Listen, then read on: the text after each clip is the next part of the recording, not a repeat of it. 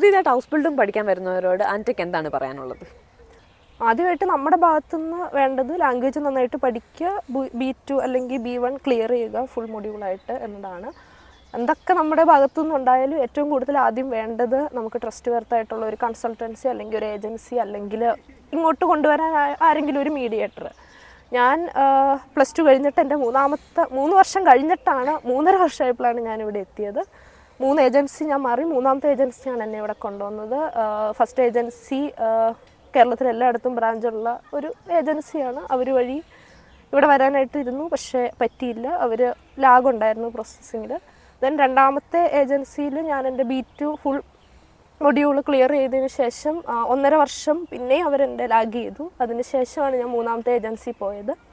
എന്നിട്ടാണ് ഞാനിവിടെ എത്തിയത്. എന്തായാലും ലാംഗ്വേജ് പഠിക്കുക, പിന്നെ നല്ലൊരു ഏജൻസി ട്രസ്റ്റ് വർത്തായിട്ടുള്ളത് വേണം. അതാണ് ഏറ്റവും ഇമ്പോർട്ടൻറ്റ്.